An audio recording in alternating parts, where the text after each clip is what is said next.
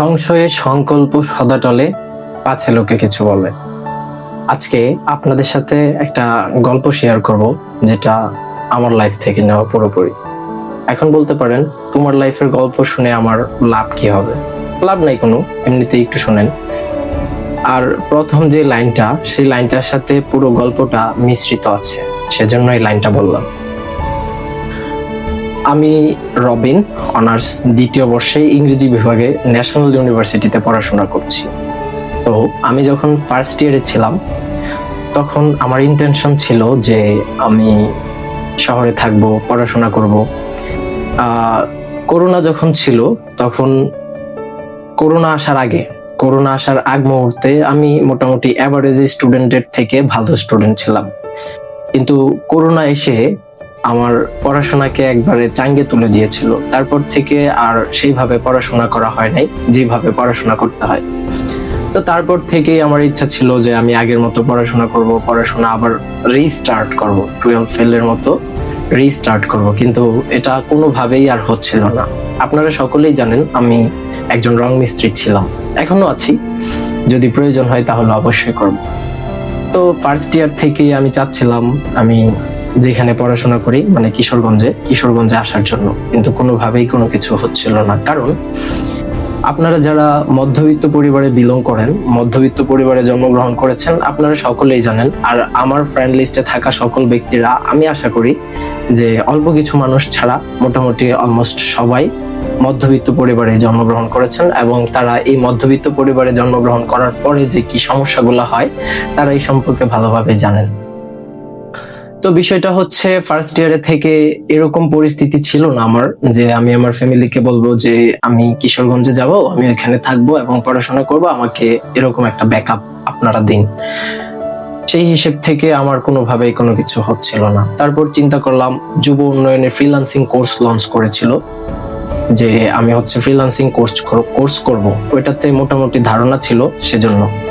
কিন্তু কপাল যদি সহায় না হয়, আর অভাগা যেদিকে তাকাই সাগর শুকিয়ে যায়, এটা আশা করি সবাই জানেন। তো আমি আর আমার এক বন্ধু, আমরা দুইজন একসাথে যুব উন্নয়নে পরীক্ষা দেই, রিটেন পরীক্ষা একটু খারাপ হয়েছিল, কিন্তু ভাইবা আমাদের দুজনেরই ভালো হয়েছিল। কিন্তু ওইখানে যদি আপনার পরিচিত মামা চাচা না থাকে, তাহলে আপনি কোনোভাবেই যত ভালো পরীক্ষা দেন না কেন, ওইখানে আপনার চান্স হবে না।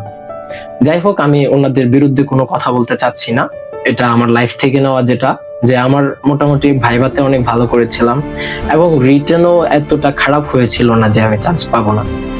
আচ্ছা, যাই হোক, তারপরে ওইখানে চান্স হলো না। কিন্তু এই যুব উন্নয়ন থেকে যখন কিশোরগঞ্জে পরীক্ষা দিয়ে যখন আমি বাড়িতে যাব, তখন রেল স্টেশনে একজন সিগারেট কোম্পানির প্রতিনিধির সাথে আমার দেখা হয়। উনি, আমার নাম্বার নেই, আমার 2টা নাম্বার ছিল, আমার 2টা নাম্বার নেই, আমার বন্ধু যে ওর 2টা নাম্বার নেই। নেওয়ার পরে আমি ওনার সাথে বিস্তারিত কথা বললাম যে আপনাদের চাকরিটা কেমন, কিরকম ফ্যাসিলিটিস আপনারা পান। তারপর ওনার সাথে মোটামুটি ভালো একটা আন্ডারস্ট্যান্ডিং হলো। ওনার নাম্বার আমি নিলাম, ওনার ফেসবুক আইডির সাথে যুক্ত হলাম। তারপরে ওনাকে বললাম যে ভাইয়া, আমার হয়তোবা কিছুদিন পরে আমার এই চাকরিটা দরকার হতে পারে, আপনাদের কোম্পানিতে যদি এরকম সুযোগ থাকে তাহলে আমাকে একটু সুযোগ করে দিবেন, যেন আপনাদের সাথে কাজ করতে পারি। পরে উনি বলছে আচ্ছা ঠিক আছে। তারপর প্রায় 6 মাস চলে গিয়েছে। এর মধ্যে 3 মাস যাওয়ার পরে আমি ভাইয়াকে বললাম যে ভাইয়া, আমি এখন চাচ্ছি কিশোরগঞ্জে আসার জন্য। আমার অনার্স ফার্স্ট ইয়ারের পরীক্ষা শেষ, আমি এখন সেকেন্ড ইয়ারে যাবো আর কি। ন্যাশনাল ইউনিভার্সিটি তো জানেন, পড়াশোনার মতো আর হয় না। তো ফার্স্ট ইয়ারের পরীক্ষা শেষ করে প্রায় 4 মাস পরে আমাকে রেজাল্ট দেওয়া হয়েছিল। তো ফার্স্ট ইয়ারের পরীক্ষা শেষ করে আমি ভাইয়াকে বলতে লাগলাম যে ভাইয়া, আমি তো ফার্স্ট ইয়ারের পরীক্ষা শেষ করেছি, এখন আমি চাচ্ছি কিশোরগঞ্জে আসার জন্য। এর ভিতরে উনি আমাকে বলতে থাকে আচ্ছা ঠিক আছে, আমার সিভি দিলাম, সবকিছু দিলাম। তারপর উনি ওনার যতটুকু চেষ্টা করা যায় উনি করেছে। ওনার চেষ্টার কারণে, ওনার সাহায্যের কারণে আজকে আমি কিশোরগঞ্জে থাকতে পারতেছি। তো সিগারেট কোম্পানিতে আসলাম, বাড়ি থেকে সবকিছু বলে যে আমি একটা চাকরি পেয়েছি সিগারেট কোম্পানিতে, আমি ওইখানে চলে যেতে চাচ্ছি। তো যেহেতু চাকরির উছিলা আছে, সেহেতু ওনারাও মানা করতে পারেনি। তারপরও বলেছিল যে এখন চাকরি বাকরির দরকার নেই, তোকে অল্প কিছুদিন পরে আমরা চেষ্টা করব বিদেশ পাঠিয়ে দেওয়ার জন্য, কিন্তু আমি বিদেশ যেতে এতটা ইন্টারেস্টেড না, তারপরও ফ্যামিলির জন্য সবকিছু করতে রাজি আছি। তো তারপর আমি চলে আসলাম সিগারেট কোম্পানিতে চাকরির জন্য। এখানে এসে আপনার সকাল 8:30 বাজে ঘুম থেকে উঠে 9টা বাজে অফিসের জন্য বের হইতে হইতো। তারপর এরকমও দিন গেছে যে আমার রাত 8টা বাজে বাসায় আসতে হয়েছে। ইভেন এই চাকরিটা এমন না যে আপনি বসে বসে কোনো একটা কিছু করলেন, বাসায় এসে রিল্যাক্সে তারপর খাওয়া দাওয়া করে পড়াশোনা করলেন। আপনার 10টার আগে আগে অফিসে উপস্থিত থাকতে হইতো, তারপরে 1 ঘন্টা ওইখানে আমাদেরকে বলা হইতো আমরা কিভাবে কাজ করব। তারপর ওইখান থেকে বের হয়ে মাঠে মাঠে ঘুরতে হইতো। ইভেন আপনার থেকে মানে রিক্সাওয়ালাকেও স্যার বলতে হইতো, এরকম একটা অবস্থা ছিল তখন।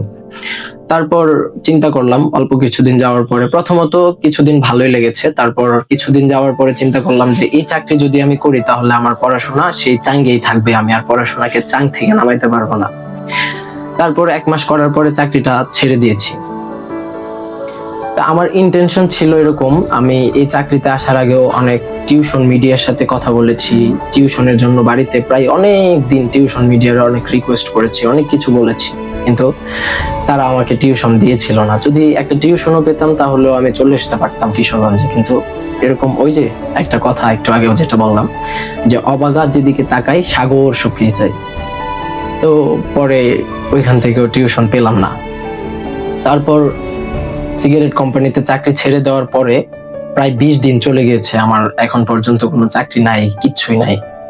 তারপর চিন্তা করলাম টিউশনই করাবো। কিভাবে করাবো? প্রথমত লিফলেট বিতরণ করব, লিফলেট লাগাবো। 150 লিফলেট বের করে আনলাম কম্পিউটারের দোকান থেকে, এনে আমার ম্যাথের একটা ছোট বাইরে নিয়ে আমি রাতের বেলা বের হয়ে এগুলো লাগালাম। সাথে একটা বন্ধু ছিল, কারণ নাম মেনশন করতে চাচ্ছি না। তো এটার পরে মোটামুটি অনেকগুলা কলই আসছিল, কিন্তু টিউশন আর হচ্ছে না। তারপর ম্যাচে একটা ছোট ভাই আছে, ওকে দিয়ে আমার টিউশন জার্নি শুরু করেছিলাম। তো এই টিউশন করার আগে অনেকের কাছে আমি পরামর্শ চাইলাম। অনেকে আমাকে বলছিল যে দেখো তুমি শহরে যেতে চাচ্ছ, শহরে গিয়ে টিউশন করাতে চাচ্ছ, ওইখানে বডি ল্যাঙ্গুয়েজ এবং সব দিক থেকে ফিটফাট থাকতে হয়।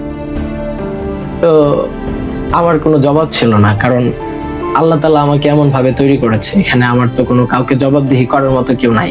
যে যদি মানুষ বানাইতো তাইলে আমি তাকে গিয়ে জিজ্ঞেস করতে পারতাম যে আমি তো অনার্স 2য় বর্ষে পড়াশোনা করছি, তাইলে আমাকে এভাবে কেন বানানো হলো, আমাকে তো আরেকটু বড় করে বানানো যেত। যাই হোক, অনেকেই ডিমোটিভেটেড কথাবার্তা বলেছিল। তো যখন আপনার সব দিক থেকে সাপোর্ট আসা বন্ধ হয়ে যায়, তখন আপনার কোনো দিক থেকেই আর আশ্বাস পাবেন না। এটাই হচ্ছে কথা, মানে মানুষের কথা আপনার লাইফকে একদম হেল বানাই দিতে পারে। তো তারপর নিজের ইচ্ছাতে আপনার লিফলেট বিতরণ করার পর থেকে ওই যে ছোট ভাই যেটাকে পড়ানো শুরু করেছিলাম, ওকে দিয়ে মোটামুটি হচ্ছিল। তো চিন্তা করলাম যে একটা টিউশন দিয়ে তো আমার এখানে থাকা বা খাওয়া কোনো কিছুই হবে না, অ্যাটলিস্ট আরো 2টা টিউশন লাগবে এরকম ওর মতো। তারপর একটা মিডিয়া হঠাৎ করেই আমাকে বলছে, ওর সাথে আগেও কথা হয়েছিল, হঠাৎ করে বলছে ভাইয়া আপনি কি এই টিউশনটা করাতে পারবেন? ক্লাস 10-এর একটা মেয়েকে ইংলিশ পড়াতে হবে। বললাম যে আমি তো অনেকদিন ধরেই আপনাদেরকে বলছি আপনারা একটা টিউশন দেন, কিন্তু আপনারা তো দিচ্ছেন না, তো একটা ডেমো ক্লাস অ্যারেঞ্জ করেন। তো সময়টা ছিল এরকম, আমার কোনো প্রিপারেশন নেওয়ার মতো সময় ছিল না। আমি কিশোরগঞ্জ থেকে বাড়িতে যাব এমন সময় বলতেছে যে কালকে আপনি ডেমো ক্লাস নেবেন। ইভেন গার্ডিয়ানও আমাকে কল দিয়ে বলছে কালকে আসেন। গেলাম উইদাউট প্রিপারেশন, গার্ডিয়ান এবং স্টুডেন্টের সাথে 30 মিনিট কথা বলেছি। তারপর আলহামদুলিল্লাহ টিউশনটা কনফার্ম হয়ে গিয়েছে। ওনারা আমার ক্লাস নেওয়ার পরে 2 দিন পরে ওনারা কল দিয়ে বলছে যে তুমি আসো। আমার গার্ডিয়ান মানে স্টুডেন্টের গার্ডিয়ান বলছে যে তুমি আসো, এসে পড়াও। তারপর শুরু হলো আমার টিউশন লাইফ। এরপর থেকে 1 মাসের ভিতরে আমার টিউশন সংখ্যা হচ্ছে 5, মানে 5টা টিউশন করাই বর্তমানে। তো যারা আমাকে বলেছিল যে টিউশন বা শিক্ষকতা পেশার সাথে যুক্ত হইতে হলে বডি থাকতে হয়, এরপরে এরকম মানে দেখে টিচার একটা ফিল আসতে হয়, তাদের কথা কই গেল এখন? 5টা টিউশন করাই, অলমোস্ট 3টা টিউশনই আমার ক্লাস 10-এর বাচ্চাদের। 2টা ছেলে আছে যাদেরকে দেখে আমার সমবয়সী মনে হয়, কিন্তু তাদেরকে আমি পড়াই। তো মানুষের উদ্দেশ্যে যারা আপনাকে পরামর্শ দেয় বা যারা আপনাকে কিছু বলে আপনার লাইফ সম্পর্কে, আমি তাদেরকে কিছু কথা বলতে চাই যে আপনি কোনো একটা বিষয় বলার আগে, কাউকে কোনো একটা পরামর্শ দেওয়ার আগে আপনি এটা চিন্তা করবেন যে এই কথাটা যদি আপনাকে কেউ বলে তাহলে আপনার কেমন লাগবে, তারপর তাকে এই পরামর্শটা দিবেন। তো এটাই কথা যে আপনার স্বপ্ন এবং আপনার ইচ্ছা যদি স্থির থাকে তাহলে আপনি যে কোনো কিছু করতে পারবেন। এবং আপনার যদি মন মানসিকতা এরকম থাকে যে মানুষের কথা শুনবো না, আমি আমার পথে এগিয়ে যাব। আমার একটা কথা কি জানেন, আমার কথা হচ্ছে 10 জনের সাথে গিয়ে যদি জিতে যাই এটাতে আমার কোনো আনন্দ হয় না, কারণ আমি 10 জনের সাথে এসে জিতেছি। কিন্তু একলা একলা হেঁটে আপনি যদি হেরেও যান তাহলেও আপনি সেই 10 জনকে বলতে পারবেন যে আমি একলা একলা এসে হেরে গিয়েছি। আবার যদি জিতে যান তাহলে তো মানে লাইফ চেঞ্জিং একটা গল্প হয়ে যাবে, যেটা আপনাকে নিয়ে মোটিভেশন হবে। তো আপনি মানে তারা যারা আপনারা মানুষকে পরামর্শ দেন বা ডিমোটিভেটেড কথাবার্তা বলেন তাদের উদ্দেশ্যে বলতে চাই, আপনারা যদি আশ্বাসমূলক কথাবার্তা না দিতে পারেন, মানুষকে না বলতে পারেন, তাহলে অ্যাটলিস্ট ভাইয়া দয়া করে ডিমোটিভেটেড কথাবার্তা কাউকে বললেন না। এটা আপনি চিন্তাও করতে পারবেন না আপনার এই কথাটা মানুষের লাইফে কতটুকু প্রভাব ফেলতে পারে। তো এই ছিল আমার একটা ছোটখাটো গল্প, সেই 2025 সালের 12ই ডিসেম্বর থেকে এখন পর্যন্ত আলহামদুলিল্লাহ কিশোরগঞ্জে আছি এবং ভালো আছি। আশা করছি আরো ভালো কিছু হবে ইনশাআল্লাহ ফিউচারে। সবাই আমার জন্য দোয়া করবেন, ভালো থাকবেন। আসসালামু আলাইকুম সবাইকে।